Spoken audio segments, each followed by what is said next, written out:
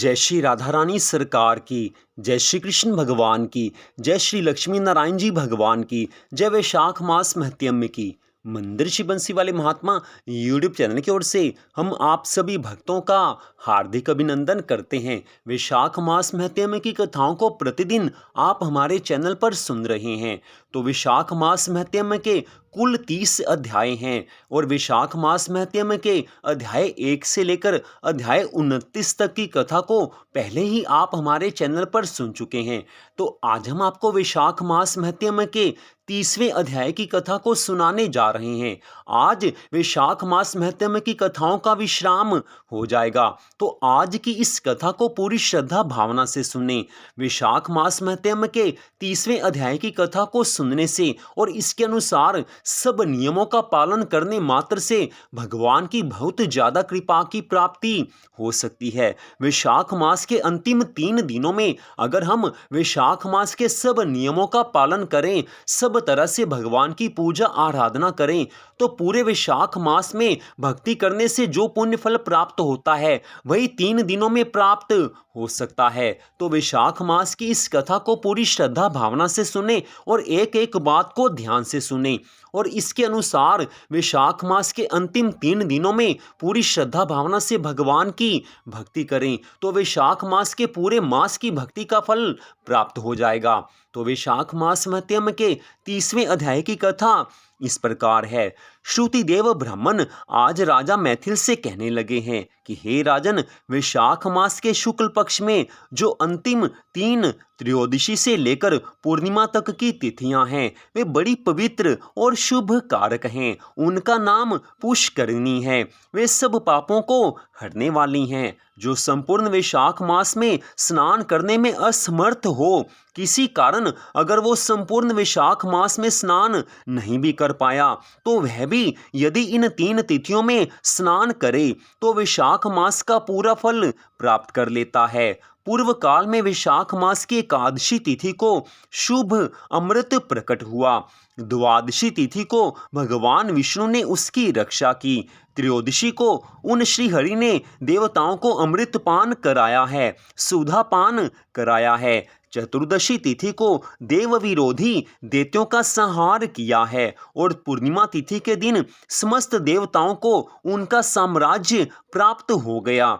इसलिए देवताओं ने संतुष्ट होकर इन 3 तिथियों को वर दिया कि वैशाख मास की ये अंतिम 3 शुभ तिथियां मनुष्यों के पापों का नाश करने वाली तथा उन्हें पुत्र पौत्र आदि फल देने वाली हों। जो मनुष्य इस संपूर्ण वैशाख मास में स्नान नहीं कर सका हो, वह इन 3 तिथियों में स्नान कर लेने पर पूर्ण फल को प्राप्त कर लेता है।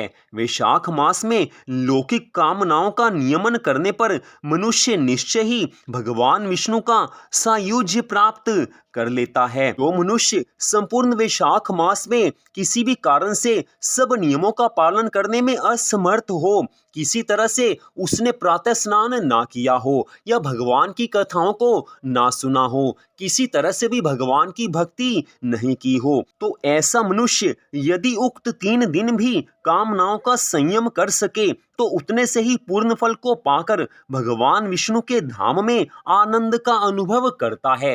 वैशाख मास के अंतिम 3 दिनों में जो पूरी तरह से भगवान की भक्ति, भगवान की पूजा आराधना करता है, प्रातः स्नान के नियम का पालन करता है, भगवान की कथा को सुनता है, उसको वैशाख मास में पूरी तरह से भक्ति करने का फल प्राप्त हो जाता है। इस प्रकार वर देकर देवता अपने धाम को चले गए।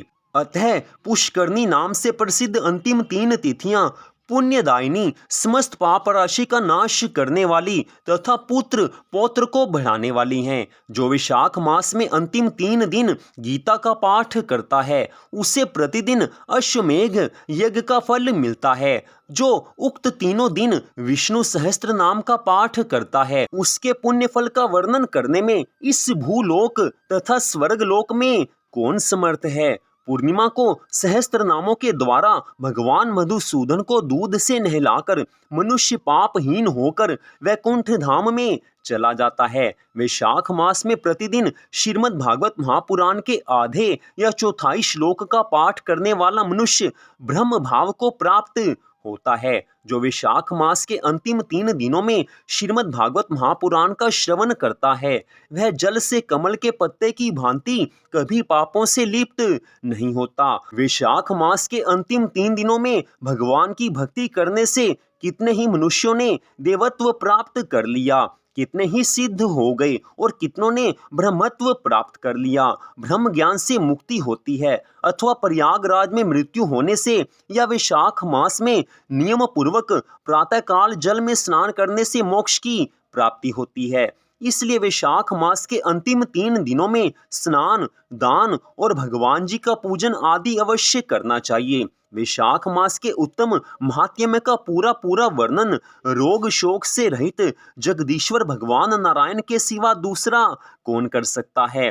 तुम भी वैशाख मास में दान आदि उत्तम कर्म का अनुष्ठान करो, इससे निश्चय ही तुम्हें भोग और मोक्ष की प्राप्ति होगी। इस प्रकार मिथिलापति जनक को उपदेश देकर श्रुतिदेव ब्राह्मण ने उनकी अनुमति ले वहां से जाने का विचार किया है। आज राज ऋषि जनक जी श्रुतिदेव ब्राह्मण के श्री चरणों में गिर पड़े हैं, बारंबार उन्हें दंडवत प्रणाम करने लगे हैं, कहने लगे हैं कि हे महाराज, आपने बड़ी कृपा की है, जो वैशाख मास महत्म्य की कथाओं को सुनाया है, आपने मुझ पर अनंत कृपा की है। इसके पश्चात राज ऋषि जनक ने अपने और अपने राज्य की मंगल कामना के लिए उत्तम उत्सव कराया है और श्रुतिदेव ब्राह्मण को पालकी पर बिठाकर विदा किया है। वस्त्र, आभूषण, गऊ, भूमि, तिल और स्वर्ण आदि से उनकी पूजा और वंदना करके राजा ने उनकी परिक्रमा की है। तत्पश्चात उनसे विदा होकर महातेजस्वी और परम यशस्वी श्रुतिदेव ब्राह्मण जी संतुष्ट हो प्रसन्नता पूर्वक वहां से अपने स्थान को गए हैं। राजा ने वैशाख मास के धर्म का पालन करके मोक्ष को प्राप्त किया है। इतनी कथा सुनाकर देवऋषि नारद जी राजा अम्बरीश से कहने लगे हैं कि हे अम्बरीश, यह उत्तम कथा मैंने तुम्हें सुनाई है, जो कि सब पापों का नाश करने वाली है, संपूर्ण संपत्तियों को देने वाली है। इससे मनुष्य भुक्ति, मुक्ति, ज्ञान और मोक्ष को प्राप्त कर लेता है। देवऋषि नारद जी के इन वचनों को सुनकर महायशस्वी राजा अम्बरीश मन ही मन बहुत प्रसन्न हुए हैं। उन्होंने बाह्य जगत के व्यापारों से निवृत्त होकर मुनि को साष्टांग प्रणाम किया है और अपने संपूर्ण वैभवों से उनकी पूजा की है। तत्पश्चात उनसे विदा लेकर देवऋषि नारद जी दूसरे लोक में चले गए, क्योंकि दक्ष प्रजापति के शाप से वे एक स्थान पर नहीं ठहर सकते। राज ऋषि अम्बरीश भी देवऋषि नारद जी के बताए हुए सब धर्मों का अनुष्ठान करके निर्गुण पर ब्रह्म परमात्मा में विलीन हो गए। जो इस पाप नाशक और पुण्य को बढ़ाने वाली कथा को सुनता अथवा पढ़ता है, वह परम गति को प्राप्त होता है। जिनके घर में यह लिखी हुई पुस्तक रहती है, उनके हाथ में मुक्ति आ जाती है। फिर जो सदा इसके श्रवण में अपने मन को लगाते हैं, उनके लिए तो कहना ही क्या है। जो सदा वैशाख मास महत्म्य की कथाओं को सुनते हैं और वैशाख मास में पूरी श्रद्धा भावना से भगवान की पूजा आराधना करते हैं, उन्हें इस लोक में सभी तरह के सुख, संपत्ति, आनंद प्राप्त होते हैं और इस मनुष्य जीवन के पश्चात उन्हें भगवान के वैकुंठ धाम की प्राप्ति हो जाती है। यही इस कथा में बताया गया है। तो मंदिर श्री बंसी वाले महात्मा यूट्यूब चैनल की ओर से आपने वैशाख मास महत्म्य की संपूर्ण कथाओं को सुना है, तो आप सबसे हाथ जोड़कर यही निवेदन है कि संपूर्ण वैशाख मास में अगर आप प्रातः स्नान नहीं भी कर पाए तो भी कोई बात नहीं है। वैशाख मास के अंतिम 3 दिनों में आप अवश्य ही भगवान की भक्ति कीजिए, प्रातः स्नान के नियम का पालन कीजिए, भगवान की पूजा आराधना कीजिए और भगवान की कथाओं को सुनिए। गीता का पाठ कीजिए या गीता का पाठ सुनिए, श्रीमद् भागवत महापुराण की कथा सुनिए या उसे अपने घर में पढ़िए, तो इससे भगवान की बहुत ज्यादा कृपा की प्राप्ति होती है। इन नियमों का पालन अगर वैशाख मास के अंतिम 3 दिनों में कोई भी मनुष्य करता है, तो उसे वैशाख मास के संपूर्ण भक्ति का पुण्य फल प्राप्त हो जाता है। तो आप सबका हार्दिक धन्यवाद। इन कथाओं को आपने प्रेम से सुना, आप सबका फिर से धन्यवाद। भगवान श्री राधा कृष्ण जी की, भगवान श्री लक्ष्मी नारायण जी की वैशाख मास महत्म्य की अनंत कृपा सदा आप सब पर, आपके परिवार पर बनी रहे। इसी मंगल कामना के साथ जय श्री राधा रानी सरकार की, जय श्री कृष्ण भगवान की, जय श्री लक्ष्मी नारायण जी भगवान की, जय वैशाख मास महत्यम की। जय जय श्री राधे, जय जय श्री राधे, जय जय श्री राधे श्याम।